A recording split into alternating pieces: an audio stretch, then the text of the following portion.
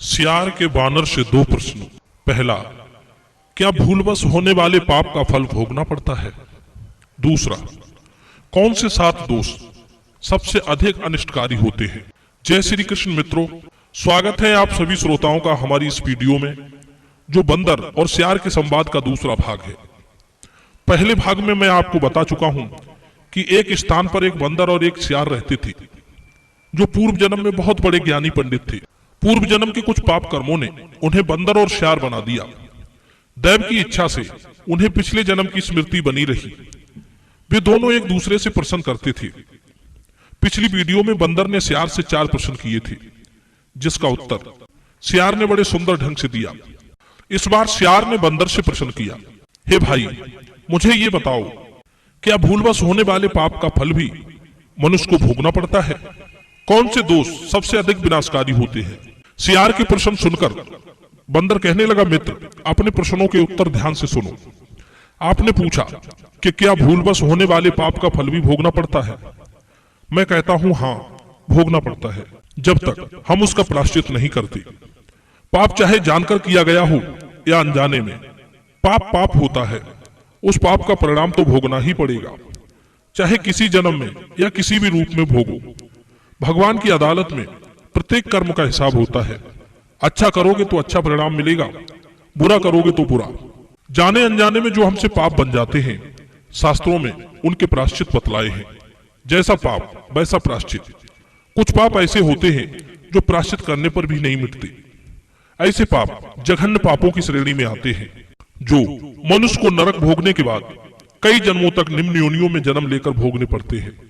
मित्रों, कुछ लोग कहते हैं कि भगवान की भक्ति करने वालों के पाप कट जाते हैं।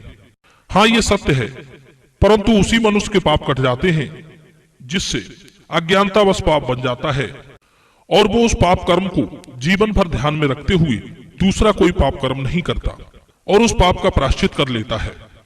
जिसकी भक्ति निस्वार्थ भाव से की हुई होती है और जो सिर्फ पाप कर्म को मिटाने के लिए ही ईश्वर की भक्ति करता है, उसके पाप कभी नहीं मिटते।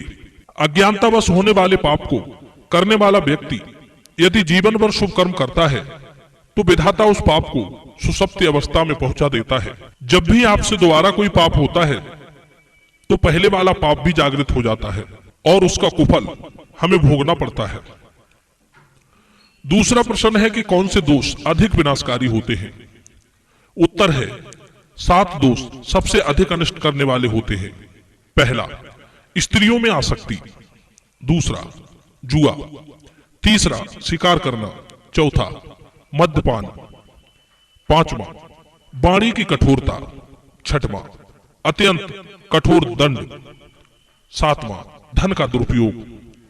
इस संसार में वैसे तो हजारों दोष होते हैं जो मनुष्य करते हैं, पर जिन दोषों का परिणाम सबसे ज्यादा भयानक होता है, वे दोष मुख्य रूप से यही है।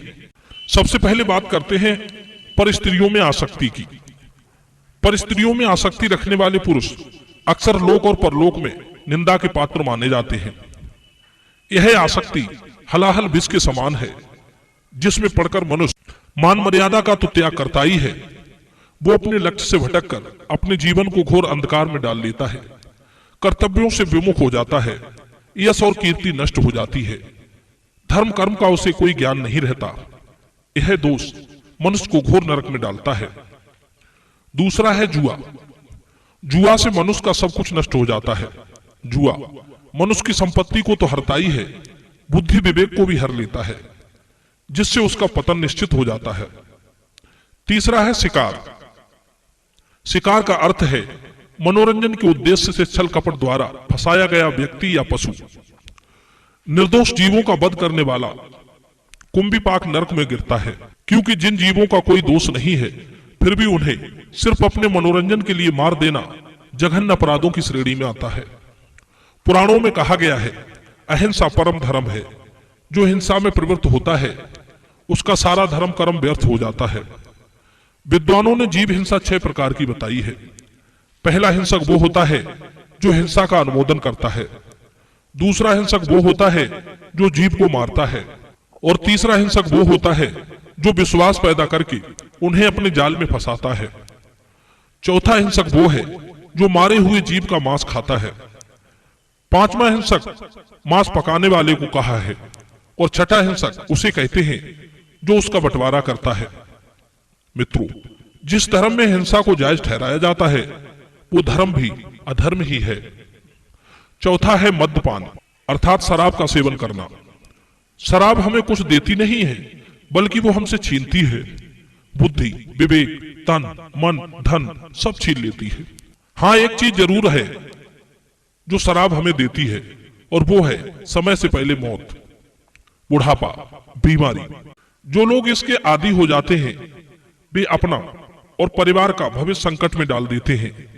यह एक ऐसा दोष है जो सभी दोषों को अपने अंदर समा लेता है। पांचवा है वाणी की कड़वाहट। जिसकी वाणी कटु है वो अपनी वाणी से दूसरों को पीड़ा पहुंचाने का काम करता है। ऐसा व्यक्ति सबका अप्रिय हो जाता है, उसके शत्रु अधिक हो जाते हैं, उसे लोग भाव नहीं देती। आपकी कड़वी वाणी तलवार से भी ज्यादा गहरा जख्म देने वाली होती है, जिसका घाव जीवन भर नहीं भरता। छठवां है अत्यंत कठोर दंड। मित्रों, अत्यंत कठोर दंड भी अनिष्टकारी दोष है। किसी को छोटी सी बात पर अत्यंत कठोर दंड नहीं देना चाहिए। सातवां है धन का दुरुपयोग। धन का दुरुपयोग करना भी हमारे लिए विनाश का कारण बन जाता है। धन धर्म के लिए होना चाहिए, तभी धन मनुष्य को सुख देता है, तभी वो आपकी प्रगति करता है। यदि धन अधर्म के कार्य में लगाया तो वो विनाशकारी हो जाता है। इसलिए धन का कभी दुरुपयोग ना करना। धन बढ़ने पर मनुष्य में कई प्रकार के अवगुण आने लगते हैं। हमें इस बात का विशेष ध्यान रखना चाहिए कि धन मनुष्य के लिए है, मनुष्य धन के लिए नहीं। यदि मनुष्य धन का गलत प्रयोग करेगा तो उसमें मनुष्य की ही हानि होगी। मित्रों, यदि इस वीडियो से आपने कुछ सीख ली हो तो वीडियो को लाइक अवश्य करना। साथ ही साथ चैनल को भी सब्सक्राइब कर लीजिए, जिससे कि आने वाली ऐसी ही ज्ञानवर्धक वीडियो आपको देखने को मिलती रहे। आप सभी का बहुत बहुत धन्यवाद।